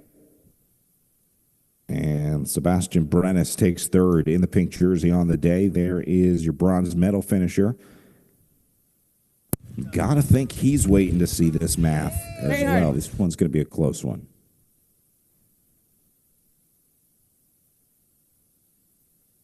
All right, let's see if we can hear this. I'm not a sprinter anymore. I don't know. These guys told me you can climb pretty good. No, so. yeah, I climb pretty good. You say it. Listo. All right, we're here with Sebas Brenes. You finished third place on the day. Excuse me, third place on the day. Talk about that finish. I mean, you guys were all together in the final kilometers, and then Project Echelon got to the front. Yeah, it's Project Echelon put the pace really hard. And I tried to get the best position at the beginning of the climb, and then I follow the climbers. But I try because it's really hard climb, but I make third position. It's not that bad, I think so, and I don't know if I keep the jersey. We'll see. Matthew Wilson took the win for POA Racing, but you're a sprinter. People call you a sprinter, but I don't know. I think you're an overall look the way you climbed today. No. Tomorrow it's a time trial. I am not super good in that, but I'm going to be my best tomorrow. All right. Well, good luck. Thank you. Great job today. Ciao. All right. So third place for Sebas Brenes in the pink jersey. We'll see if he keeps it. We're going to try to find Matthew Wilson here. Let's see. Let's come this way. Oh, excuse me. Brian. So we had a great finish. We saw Matthew Wilson take the win ahead of Richie Arnapol for Project Echelon after all the work that they did with Project Echelon.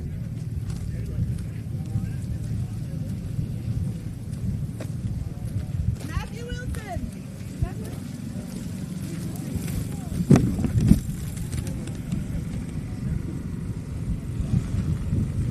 356. All right, we're just trying to find Matthew Wilson here in a minute. See who we can grab. Let's see. So it was a breakaway. We saw 3 breakaway riders, Brian McCullough and Powell, as well as Tim McBurney. We'll try to get a word with him. He's been very active since Redlands. We saw him pretty active at Redlands, and then continuing that form here at Tour de Bloom in this third stage. It was the wind had picked up a little bit, but the break got up to about a minute and a half, just under a minute and a half. We'll see if this is Matthew Wilson. Let's see.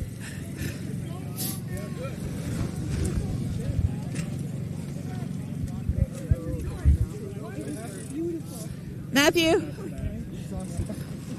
Wilson?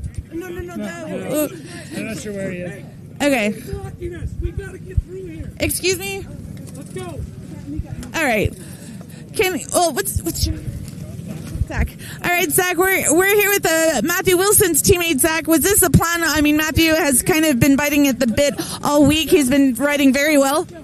Yeah, the plan was to try to just basically take control in the last half lap on the flat lead-in once we got to the highway. Just try to string it out and have him come first wheel to the bottom of the climb.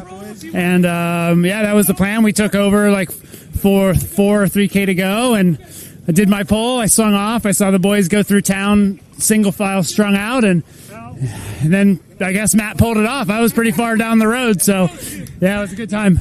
The team has a Best Young Riders jersey, and now you take a stage win. Talk about the importance of these finishes here for the team. Oh, it's just fantastic. Yeah, we've been building the team over the past few years, and we've been lucky to have some friends of the team coming over from New Zealand, and yeah, we're just having a blast trying to build the team up and work on team tactics and execution. And today, it was beautiful. We executed perfectly. The team rode great.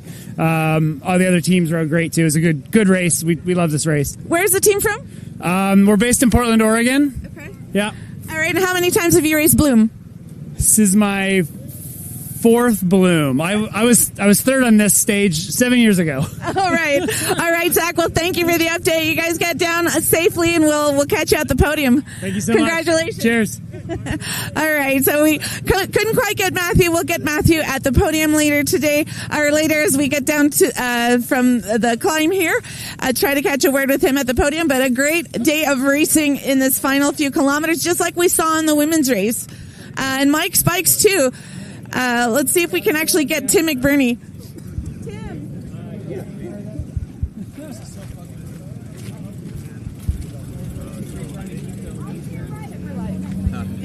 Yeah. All right, we're here with Tim McBurney. Tim, you spent most of the day in the break. You've had an incredible spring. We saw you being active starting at Redlands, coming into form, and now we see you in the break here at Tour de Bloom. Talk about that. Yeah, I was kind of sick going into this race on, so Friday was not my greatest day, but legs are starting to come around a little bit, and just stayed safe in the crit last night, and kind of accidentally got in the breakaway today. I didn't think they'd give us that much of a leash, but I guess when you find yourself up the road, it's time to just take advantage of those opportunities. But yeah, felt okay coming back as the field came back together again, and really looking forward to the time trial tomorrow because that's more my specialty. But yeah, happy to limit losses today and at least not totally blow up myself up the final climb here. It was a surprise break got away. This course has seen it hasn't been a favorite for a break. Breaks have typically gone, but you just had the opportunity and went. You guys were working together pretty well with Brian and Powell?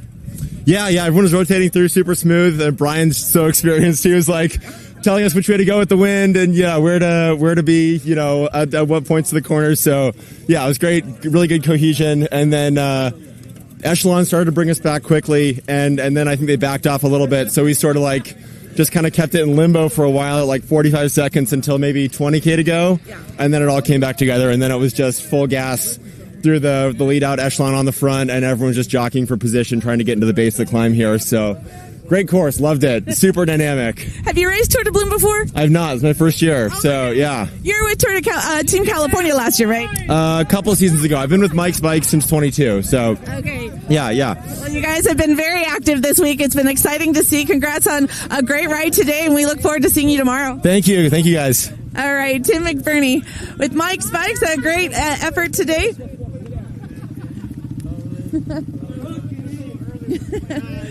Finally, we find Mike Wilson. We need to talk to you. Matt, interview. Get in there. Speech. All right, the winner of stage 3. We finally found him, Mike Wilson. He was so fast we couldn't catch him. All right, talk about that attack. We saw Steve Bassett, our KOM, leading the charge up the climb for Project Echelon. When did you go? I went on the switchback. I just cut up the inside there. It's kind of going to be the steepest part of the climb and figured it was a good time to take a crack at it. It's starting to fade around that point too. So actually gave me a very good lead out, but the team did amazingly. The day played out exactly how we wanted. A small break that we could control all day, and then they just gave me the best lead out. They just peeled off all the way into the climb, second wheel into the climb behind Finn, and then just jumped onto the back of the Echelon riders, got a lead out and rode away. We spoke with you on stage 1, and you were kind of biting at the bit all week, and finally got were you looking at this stage specifically for you? Yeah, definitely. It got a mountain bike background, so a hard 2-3 minute climb is what I'm pretty comfortable with. So I was keen to show what I can do here. You're Kiwi from New Zealand? Yeah. How long have you been racing here in the States? Just coming up to a month now. Oh, wow. Yeah. So. What do you think about it here? Yeah, it's great. The people have been amazing. People have been, so accommodating. So many different people have helped me along the way. It's not easy traveling from the other side of the world and chipping around, but it's been great. All right. Well, congratulations on a great ride. How are you? What do you think about the time trial tomorrow? Have you looked at it? Yeah. I've spent a bit of time on a pursuit bike back on the velodrome at home, so it's been a while since I've been in the skis, but hopefully there's still a bit of muscle memory there, and I've team sorted me out with a TT bike, so I'm sure I can hold it together there. All right. Well, good luck tomorrow, and congratulations today on a good ride. We look forward to seeing you tomorrow. Cheers. All right. Matt Wilson with POA Racing. Our winner today is stage 1 here at the Pine Road Race, presented by Arlic Sports. So we will get back to you, Brad, and we'll see you at the podium. Great. Thank you. No worries. Very nice to meet you. I mean, I know he's